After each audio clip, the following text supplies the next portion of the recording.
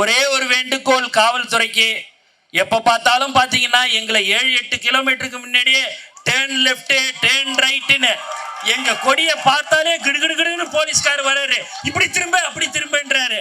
ஏங்க நீங்க எல்லாரும் காசு கொடுத்து வரி பணத்துல கொள்ளடிச்ச பணத்துல காசை கொடுத்து ஒருத்தவங்களையும் நீங்க இட்டுன்னு வருவீங்க. எங்களுடைய உழைப்பால தளபதி மேல் நம்பிக்கை வைத்து தளபதி தான் எங்களுடைய உயிர் மூச்சாக இருந்து கொண்டிருக்கும் எங்கள் தோழர்கள் எந்த ஒரு ஒத்த ரூபாய் வாங்காம 14-15 லட்சம் பேர் மாநாடு, ஒரு மாநாடுல 2 மாநாட்டுல கலந்து கொண்டு இருக்கிற ஒரே கட்சி தோழர்கள் தமிழகத்தின் வெற்றி கழகத்தில் மட்டும்தான். அதனால தயவு செய்து இன்னும் 5 மாசம் தாங்க இருக்குது, அவங்க பேச்செல்லாம் தயவு செய்து கேட்காதீங்க. பொதுமக்களுக்கு எப்பயுமே நீங்க ஒத்துழைப்பு கொடுங்க, நாங்க உங்களுக்கு ஒத்துழைப்பு கொடுக்கிறோம். அதனால எப்ப பார்த்தாலும் என் கார் நானே வரேன். எங்க ஆளுங்கெல்லாம் மாவட்ட செயலாளர் சொன்னாங்க காலையிலே, எல்லாம் இந்த பக்கம் திருப்புறாங்கன்னா அந்த பக்கம் திருப்புறாங்கன்னாங்க. அப்படியானு சரி என்ன சொல்றாங்களேன்ட்டு நான் 7-8 கிலோமீட்டருக்கு முன்னாடியே வரேன். நம்ம கொடியை பார்த்த உடனே கிடுகிடுன்னு வந்து இந்த பக்கம் திரும்பிடுறாங்க. எந்த விதத்துல நாயா நீங்க 8 கிலோமீட்டர் இல்ல 80 கிலோமீட்டர் திரும்பினாலும் சரி, இங்க இருக்கிறது ஒரு அன்பான ஒரு கூட்டத்தை யாராலையும் எதுவுமே செய்ய முடியாது. எப்பயுமே எங்களுடைய உயிர் மூச்சு நாடி அழைத்தோம் தலைவர் தளபதி தான்.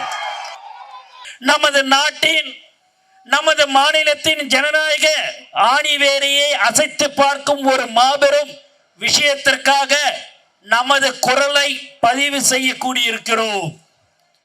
வாக்காளர் பட்டியல் சிறப்பு தீர்வு திருத்தம் என்ற பெயரில் நடைபெறுவது உண்மையில் என்ன?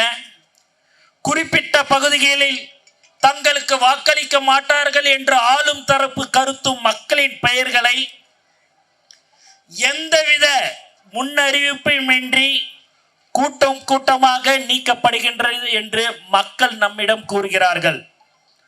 வீடு மாறி சென்று விட்டதாகவோ இறந்து விட்டதாகவோ போலி காரணங்கள் கூறி உயிருடன் இருக்கும் குடிமகனின் வாக்குரிமையை பறிப்பது அப்பட்டமான அதிகார துஷ்பிரயோகம்.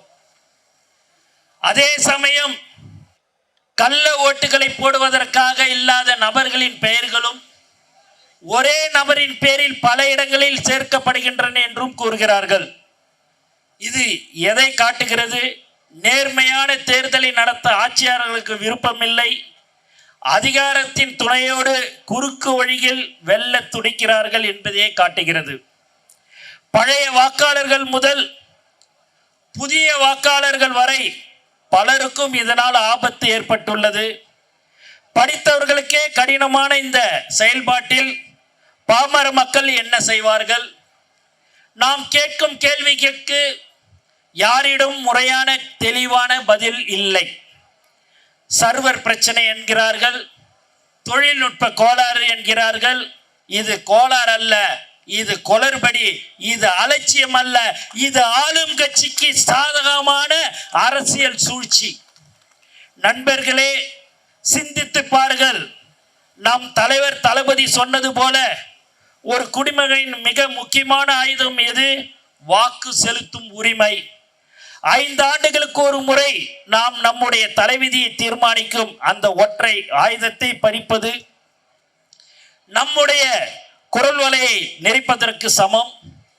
யாருக்கு வாக்களிக்க வேண்டும் என்பதை மக்கள் தீர்மானிக்க வேண்டும். ஆனால் இங்கு யார் வாக்களிக்க வேண்டும் என்பதை இந்த அதிகார வர்க்கமும் ஆளும் கட்சியும் தான் தீர்மானிக்கிறார்கள். இந்த மாபெரும் ஆர்ப்பாட்டத்தின் வாயிலாக நாங்கள் வைக்கும் கோரிக்கைகளை தெளிவானவை. உடனடியாக குளறுபடிகள் நிறைந்த இந்த நடவடிக்கையை முழுமையான மறு ஆய்வுக்கு உட்படுத்த வேண்டும். ஒவ்வொரு வீட்டிற்கும் அதிகாரிகள் நேரடியாக சென்று சரிபார்ப்பு நடத்தும் முறையை கட்டாயமாக ஆக்க வேண்டும். BLO அதிகாரிகளை திமுக பாரதிய ஜனதா கட்சி பிரமுகர்கள் மிரட்டுவதை மாறாட்டம் செய்வதையும் கைவிட வேண்டும். இந்த குளறுபடிகளுக்கு துணையாக ஆளுங்கட்சிக்கு ஆதரவாக செயல்படும் அதிகாரிகள் அத்தனை பேர் மீதும் பாரபட்சமன்றி விசாரணை நடத்தி கடும் நடவடிக்கை எடுக்க வேண்டும். தமிழக வெற்றி கழகம் உட்பட அனைத்து கட்சிகளின் கருத்துக்களையும் கேட்டு வெளிப்படையான பிழையற்ற ஒரு வாக்காளர் பட்டியலை வெளியிட தேர்தல் ஆணையம் உறுதியளிக்க வேண்டும். இது எங்கள் உரிமைக்கான போராட்டம்.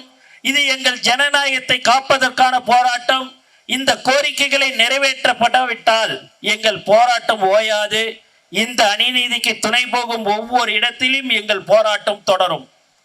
எங்கள் அடிப்படை உரிமையை பறிக்க நினைக்கும் எந்த சக்தியும் நாங்கள் விடமாட்டோம்.